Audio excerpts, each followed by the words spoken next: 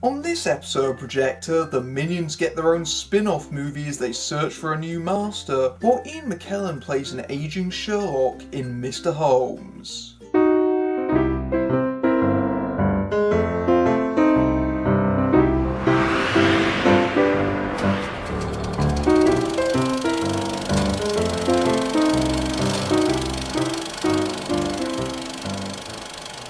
Hello and welcome to Projector, and charting the course tonight are the Minions, who are going on a global expedition. Ever since there have been villains, there have been a race of minions to serve them, all voiced by Pierre Coffin, but when circumstances leave them without a master, they fall into depression. A brave minion by the name of Kevin, with the help of Stuart and Bob, decides to journey off to find the most evil employer imaginable, eventually coming into the hands of the world's first female supervillain, Scarlet Overkill, voiced by Sandra Bullock, who wants them to steal the crown jewels from Queen Elizabeth, voiced by Jennifer Saunders, and help her take over England. Let's face it, minions are everywhere at the minute, from t-shirts, toys, cushions, gummy sweets, you name it, there is probably a merchandise version of it somewhere, being the second most dominant yellow brand next to The Simpsons.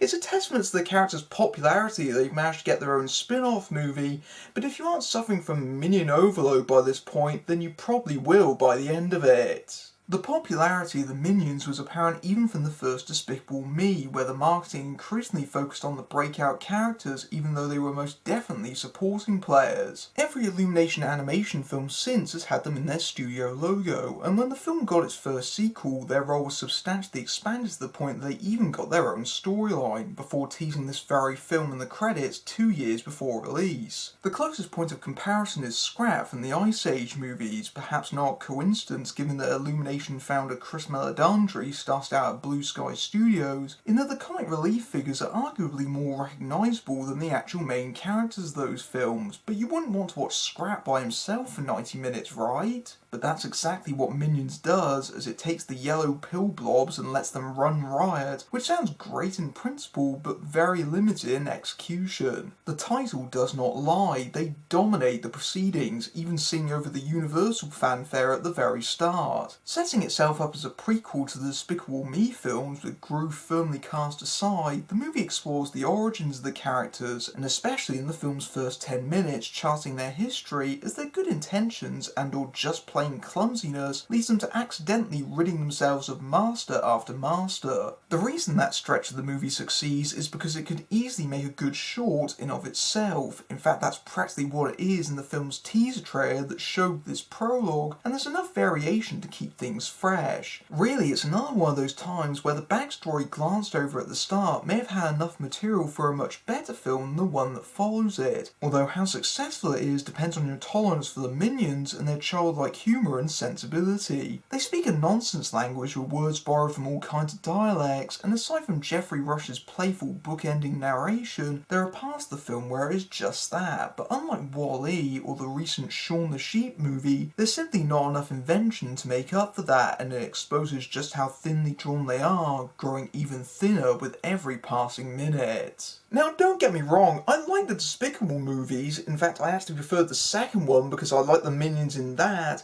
but this movie is desperately lacking a human touch, which is made even worse by the level of voice talent involved. Although Sandra Bullock is the top billed star, it is a whole half hour before she enters the film, and even then she's largely a side character. Despite the movie setting her up as a unique female villain for the time, she hardly does anything by herself, leaving much of her dirty work to the hands of the minions to do. That means there's only really a handful of scenes between them and her, so a dynamic doesn't even build up between them like they had with Drew, even as the film's antagonist, nor does she do much that we haven't seen Steve Carell's character do before, other than a rocket-powered skirt. Bullock herself, though, is clearly having a lot of fun being able to go over the top and play the bad guy for once, managing to score a few laughs from riffing on her sweet image, but there's not a whole lot for her to work with because the character is half developed. She wants to rule England as a way of getting revenge on those that teased her, but then that never really comes into anything she does. At least that's more characterization than John Hamm gets as her inventor and husband, Herb, who tries his hand at being an aloof, laid-back type who was just there to give the Minions gadgets and then stand beside Scarlet for the rest of the film. Allison Janney and Michael Keaton head up a would-be criminal family who take the Minions to Orlando and then disappear, only to briefly reappear later in the film for no particular reason. That's the issue, the human characters are only there because the plot needs them so and then discards them. Jennifer Saunders poshes up her fairy godmother from Shrek 2 to play the Queen, while Steve Coogan, who had a role in Despicable Me 2 that was clearly primed for franchising, instead voices two brief minor characters that could have been filled by any voice actor but is a thorough waste of his abilities. None of these new characters are really memorable because they're all written as second fiddles and the names seem to have been cast to give them personality, except most are not even recognisable, only to leave parents scratching their head over what tiny role that actor was in. The Minions themselves are the stars of the film, and they are still amusing occasionally, but they really need a straight man to play off of and give some respite, because the overall effect is exhausting after a while. If you're a kid, you're probably going to love Minions because it offers no respite. To say there is a plot is a stretch, so much as they're just going to wherever might be funny next. The Minions themselves are a three-hander: tall leader Kevin, one-eyed Stuart, and cuddly Bob, but they work together in set pieces to the point where they're interchangeable, which was the gag about them in the first place, and their designs make it hard to give them characters. The film takes a lot after its titch to the Minions in there's just a bundle of energy which is appealing to children but less so to adult audiences. To be fair, there are plenty of gags aimed at parents, largely stemming from the period setting or the background signs. The presidential ad as they arrive in New York is my favourite joke in the whole movie, but that's something of a weird mix because there's a lot of 50-year-old reference humour that the intended audience is going to miss entirely. The film's animators have gone to a lot of effort to recreate the period, and certainly the film has a fantastic soundtrack with everything from Jimi Hendrix to The Doors, and there's plenty of material at the expense of the British, where every tea-sipping stereotype or reference is ticked off, up to and including the Beatles' Abbey Road cover. However, for the most part, it's a Looney Tunes cartoon strung out to feature length, but that leads to other weird problems, like how the incredibly malleable Minions can't seem to die or feel pain, and what exactly is the lifespan of the average Minion anyway? I know it's cartoon logic, but you can't do anything with characters who aren't impaired by anything, especially in a big climax that supersizes the amount of Minions under the credo that more is more, which this film certainly disproves. By that point, I'd more than had my fill of the little yellow people. I saw the film in 3D, and there are a lot of gimmicky moments that play towards the format as objects come out of the screen at you, so if you are going to take your little Minions to see this, bring their goggles too. Minions overstay their welcome somewhat in this very erratic spin-off that is more aimed at younger audiences and an even bigger eye on merchandising than anything else. There are moments where it gets a few laughs, especially if you're a fan of the characters, but I think a little of them goes a long way, especially when the voice cast is sidelined, even the hysterical in both senses Sandra Bullock. Kids will lap this up, but parents will be waving the white flag of surrender by the end, and hopefully the yellow blobs will get a good rest for a while. But then again, Despicable Me 3 is scheduled for 2017, so maybe not. After the break, Ian McKellen stars as Sir Arthur Conan Doyle's detective in the case that ended his career. Welcome back. While I'll be investigating Ian McKellen, his take on the ever-popular Mr. Holmes. The year is 1947, and Sherlock Holmes, played by Ian McKellen, is retired and lives in isolation, with only his housekeeper Mrs. Monroe, played by Laura Linney, and her son Roger, played by Milo Parker, for company. As his condition worsens in body and mind, Sherlock sets about telling a story that will set Watson's record straight, the case of Anne Kelmott, played by Hattie Morgan, that was to be his last 30 years ago. If only he could remember why exactly it was so devastating to him. With Arthur Conan Doyle's detective having something of a resurgence lately with the Robert Downey Jr. movies and BBC's Sherlock, Mr. Holmes marks something of a return to form for acclaimed director Bill Condon, who in recent years has stumbled with the two Breaking Dawn movies and The Fifth Estate, and re-teams him with Ian McKellen, who earned a Best Actor Oscar nomination for Gods and Monsters, and it seems the director and star really know how to get the best out of each other.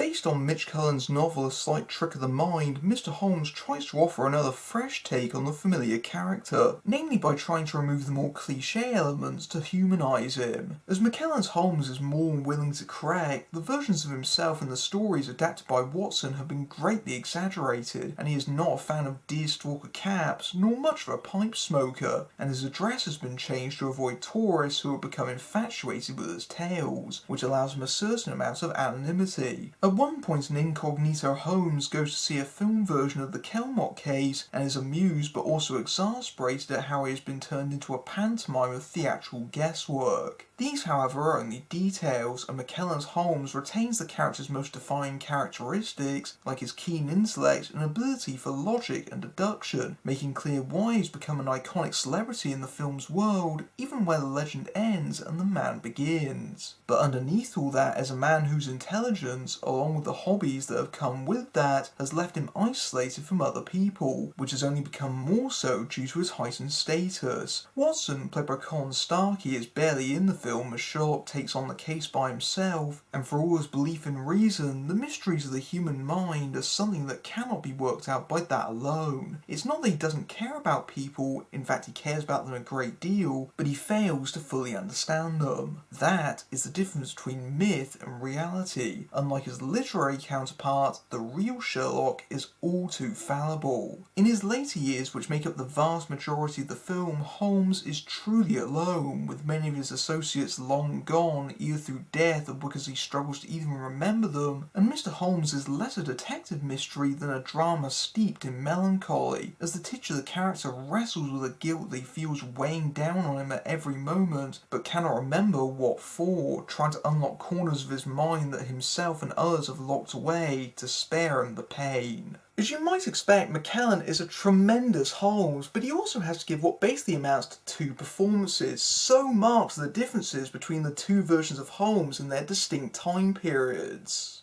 Ian McKellen is familiar to most audiences as imposing figures like Gandalf and Magneto, but Mr. Holmes showcases his versatility in a quite physical performance. In the flashback scenes, he looks every bit the Sherlock of lore, his tall frame made even more so by his top hat and straight posture, taking strident walks with his cane that he moves in a theatrical flourish. Compare that to how the character appears in 1947. His slumped posture and fragile movements that put heavy reliance on his cane make clear the extent of Holmes's condition, and the actor makes his voice breathy and weak to complete the illusion. It's magnificent character work as he portrays Holmes's increasing moments of senility and absent-mindedness with moving accuracy, perhaps even more so when he appears to be otherwise lucid. The tricks of keeping people's names written on the wrists of his shirt and so forth are sadder knowing it's happening to a brilliant mind, and he's attempting to hide just how bad things are. But McKellen is not the only great performer, as he's paired for much of the film with newcomer Milo Parker, as the boy who takes a keen interest in the detective and his methods, filling in as a surrogate father figure since the child's father died in the war as they take care of Holmes's bees. The two play off each other well, with the young actor having an experience beyond his years to hold his own with McKellen. Parker's Roger is himself very astute and smart, managing to be charming and witty in his scenes with Holmes, but can be awfully critical of his mother that is only trying to do the best for him. Laura Linney's performance as that housekeeper is likely to be overlooked because of a far less showy role than the title character, but she is faultless as the carer who has plenty of rationality that makes up for her lack of education and worries about her son getting too attached with Sherlock given he hasn't got much time left.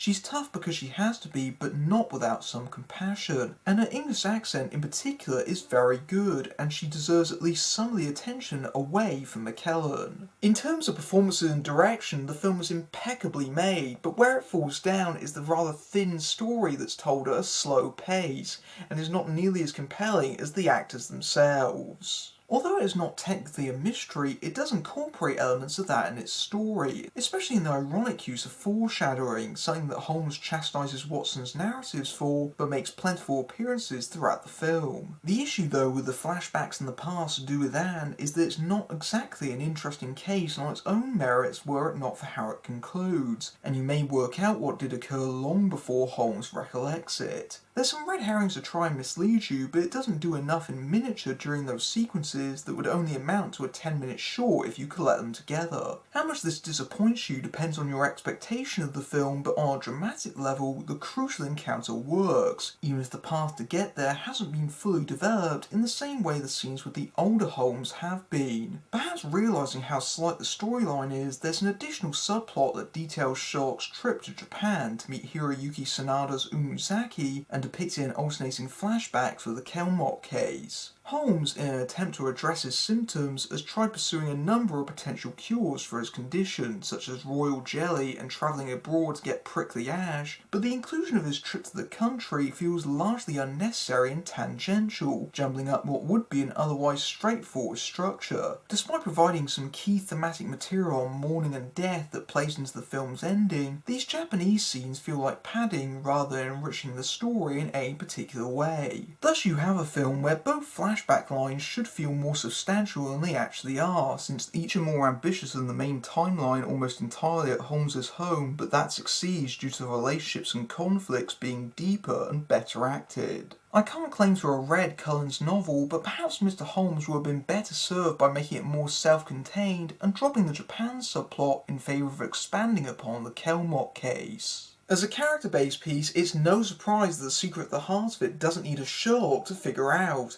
but it is unfortunate that the script isn't up to the same standard as the cast. Mr. Holmes is an intimate drama that tries to do something different and altogether moving with the character, and it certainly helps that Ian McKellen is one of the best versions to hit the screen in a multi-layered performance. The scenes with the older senile Holmes, where he shares time with the equally good Milo Parker and Laura Linney, are the film's best sections, whereas the actual case itself and the segments in Japan need to be fleshed out more, but all of it is solidly directed by Bill Condon, and the film is worth seeing alone simply for McKellen at the height of his powers. On the next episode of Projector, Keanu Reeves plays a deadly game of Knock Knock in the new film from Eli Roth, but until then, I'm Matthew Buck, fading out.